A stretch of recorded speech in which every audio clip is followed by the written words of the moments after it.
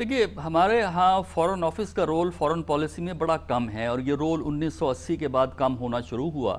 اور اب بہت ہی کم رہ گیا ہے۔ اور جو وزیر خارجہ اس وقت ہماری ہیں، چونکہ ان کا کوئی پولیٹیکل کلاؤٹ نہیں ہے، سیاسی وزن نہیں ہے، تو لہٰذا وہ میرا نہیں خیال کہ خود انیشیٹو لے سکتی ہیں، بلکہ جو بھی بریف تیار ہو کے ہمارے جو فیصلہ کرتے ہیں سیکیورٹی کے اپریٹس والے، آئی ایس آئی ہے، فوج ہے، جو ان کو بریف دے دیا جائے گا وہ اس بریف کو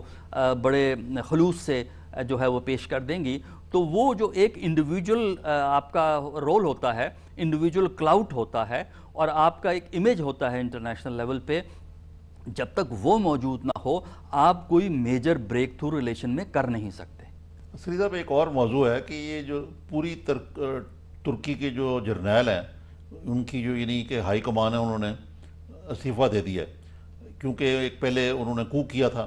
اور اس کے بعد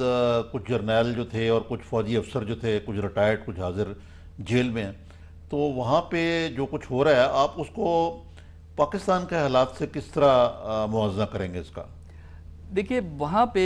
جو فوج کا جو کردار ہے اس کو سمجھنے کے لیے دو ایک باتیں جاننا ضروری ہیں۔ ایک تو یہ ہے کہ فوج نے 2 دفعہ کو کیا ہے، آخری کو 1980 سے 82 تک رہا، اس کے بعد سویلین حکومت بنی، اور وہاں پہ نیشنل سیکیورٹی کونسل بھی موجود ہے۔ اچھا، بتدریج فوج کا کردار جو ہے وہ کم ہوا ہے، اس کی 2 بڑی وجوہات ہمیں ترکی میں نظر آتی ہیں۔ پہلی تو وجہ یہ تھی کہ جو ترکی کا سیکیورٹی فریم ورک ہے وہ کافی ایز ہو گیا ہے، یعنی سیکیورٹی، بیرونی سیکیورٹی بڑی حد تک کم ہو گئی ہے۔ دوسرا یہ ہے کہ فوج بھی وہاں کی چاہتی ہے، وہاں کی حکومت بھی چاہتی ہے کہ یورپی یونین میں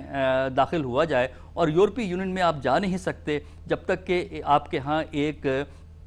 حقیقت والا جمہوری نظام نہ ہو جس میں سویلین پرائمیسی کی ضرورت ہے۔ اس کی وجہ سے فوج نے کچھ ریٹریٹ تو کیا ہے، لیکن موجودہ حکومت سے 2 موضوعات پہ تنازع ان کے پیدا ہوئے ہیں۔ ایک تو ریلیجن کے رول کے حوالے سے فوج بالکل سیکولر ہے، اور دوسرا جو کانفلکٹ ڈیولپ ہوتا ہے وہ ڈومین کا کانفلکٹ ہے، کیونکہ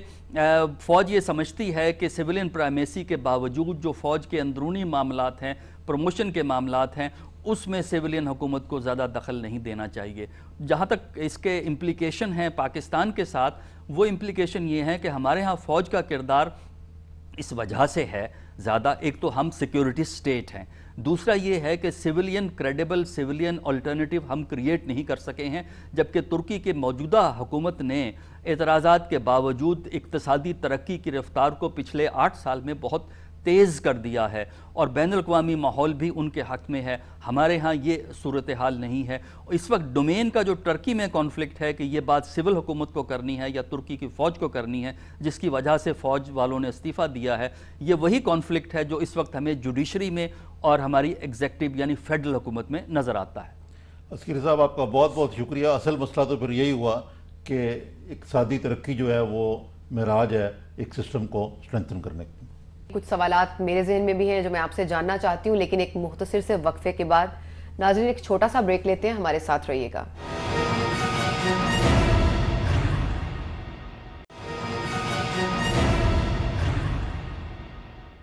واپس آنے کا شکریہ۔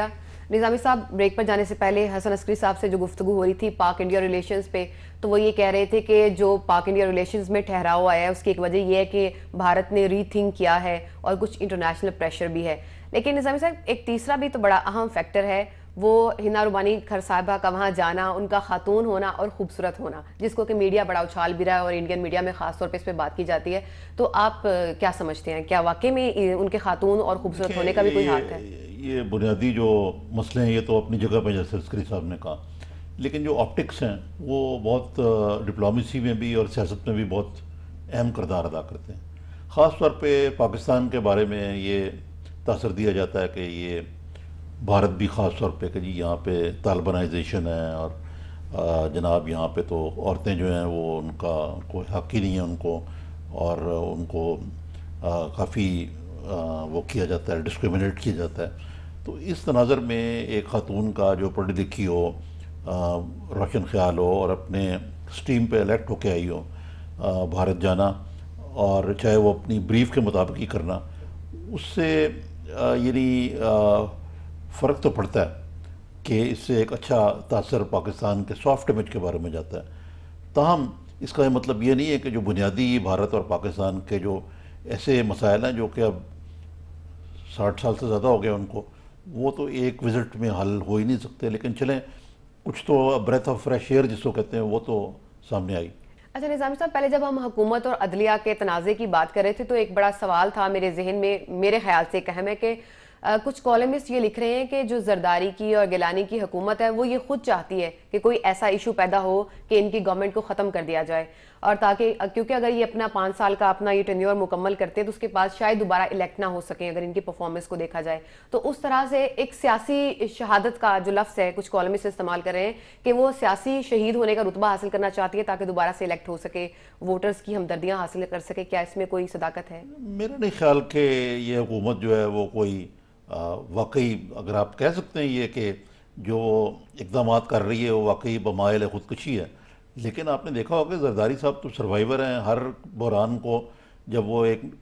پریسیپس تک پہنچتے ہیں یعنی انتہا تک تو پھر وہ پیچھے ہٹ جاتے ہیں۔ اور ابھی بھی حالیہ جو عدلیہ والا بحران ہے، جسٹس وجی الدین صاحب تو الٹا سپریم کورٹ کو متون کر رہے تھے، تو اس میں دیکھیں۔ اور دوسرے اس وقت جو ہے اصل مسئلہ جو ہے وہ یہ ہے کہ موجودہ حکومت چاہتی ہے کہ وہ الیکشن، جنرل الیکشن اس وقت کرائے جبکہ مارچ میں اگلے سال سینٹ کے الیکشن ہو جائیں، تاکہ جو موجودہ سیٹ اپ ہے اس میں اس کو توقع ہے کہ اس کو سینٹ میں میجورٹی حاصل ہو جائے گی۔ تو میرا نہیں خیال کہ واقعی یہ دانستہ خواہش ہے کہ اپنی حکومت جو ہے وہ کسی طریقے سے ختم کروا لیں۔ اچھا نظامی صاحب، یہ جو سارے ایشوز چل رہے ہیں، گورنمنٹ کا چل رہا ہے، جوڈیشری کے ساتھ یا مختلف پارٹیز کے آپس میں، تو اس سے جو عوام کے بنیادی مسائل ہیں ان سے توجہ مکمل طور پہ ہٹ نہیں گئی؟ جب توجہ ہی نہیں دلائے گا نہ میڈیا، نہ وہ ایشوز رہیں گے، تو پھر وہ سارے معاملات کیسے حل ہوں گے؟ جیسے لوڈ شیڈنگ ہے اور بہت سے مسائل ہیں۔ میڈیا تو ہمارا جو ہے ایک کرائسس سے دوسرے کرائسس چلتا ہے، اور زیادہ ہم اینالیٹیکل تھنکنگ جو ہے وہ کم ہے، اس کے باوجود کہ میڈیا بڑا آزاد ہے۔ واقعی دیکھیں، اب مثلا ہے کہ یہ خبر جو ہے کہیں دب بھی گئی ہے کہ ہم اپنے اہداف پورے نہیں کر سکے جو IMF سے ہم نے طے کیا تھا، اور IMF کا جو وفد جس نے آنا تھا جولائی کے مہینے میں وہ نہیں آیا، اور اب سپٹمبر میں جو ہمیں ٹرانش ملنی تھی وہ رک گئی ہے۔ اب پچھلے 3 سال میں ہمارا سارا جو اقتصادیات ہے وہ IMF کے پروگرام میں ہم گئے ہوئے ہیں۔ اگر وہی آگے نہیں چل رہا،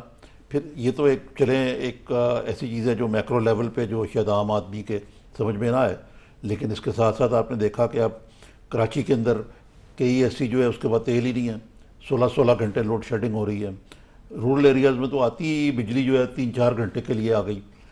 تو ایک تو یہ مسئلہ ہے، پھر فیول کا بحران ہے، پھر جو ہے آپ کی گروتھ ریٹ جو ہے اتنی کم ہے۔ تو یہ ساری چیزیں، اگر آپ ریلوے جو ہے تقریباً کھڑی ہو گئی ہے، بالکل ختم ہونے کو ہے، تو یہ سسٹم جو ہے وہ کلیپس کر رہا ہے۔ ساتھ ساتھ ہم یہ کہہ رہے ہیں کہ یہ ریزروز جو ہیں بہت اونچے چلے گئے، ریزرو اونچے چلے گئے، اس کی وجہ سے روپیہ بھی سٹیبل ہے، یہ اپنی جگہ پہ ایک سٹیبلٹی ہے، لیکن عوام جو ہے وہ ریزرو کی خبر پڑھ کے اپنے جو روزمرہ کے مسائل ہیں اس سے تو کوئی حل نہیں نہ ہو سکتا ان کا۔ عموماً جو جمہوری جو حکومتیں ہوتی ہیں ان میں یہ دیکھا جاتا ہے کہ گورنمنٹ خود یہ چاہتی ہے کہ کرپشن کا خاتمہ ہو اور اس میں بہت زیادہ تعاون بھی کرتی ہے، لیکن ہمارے جو جمہوریت ہے اس میں تھوڑا سا معاملہ الٹ نہیں ہوا کہ جو کرپشن ہی کے ایشوز پہ گورنمنٹ بالکل بھی تعاون نہیں کری ہے؟ دیکھیں، یہ کرپشن والا ایشو پہ یہ تو ایک بہت بڑا بنیادی ایشو ہے، اور ابھی وجی الدین صاحب نے بھی کہا کہ کوئی بھی ایک بھی کیس جو ہے سپریم کورٹ میں وہ اپنے لاجیکل کنکلوژن کو نہیں پہنچا، اور موجودہ حکومت نے کبھی یہ کہا بھی نہیں کہ ہم کرپشن کا خاتمہ کرنا چاہتے ہیں،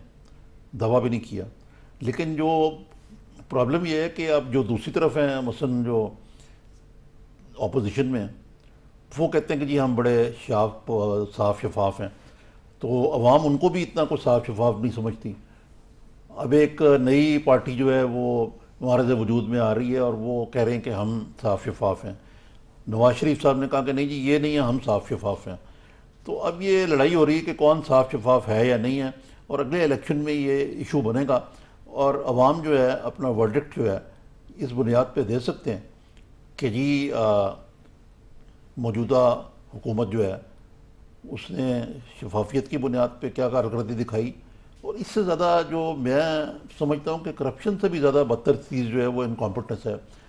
یعنی کہ اس کے حوالے سے کون جو ہے سخرو ہوا۔ فیڈرل گورنمنٹ کی آپ دہائی دیتے ہیں، پنجاب کے اندر کیا حال ہے، یہاں بھی اسٹنٹ، یعنی جو قومی خزانہ ہے اس کو لٹایا جا رہا ہے، کبھی سستی روٹی کے نام پہ، کبھی کوئی دانے اسکول بن رہا ہے، کبھی کوئی اب یہ یلو کیب اسکیم شروع ہو گئی ہے، اور اس قسم کی چیزیں جو ہیں یہ اس سے گمک سے لوگوں کو بلایا جا رہا ہے، لیکن جو گورننس ہے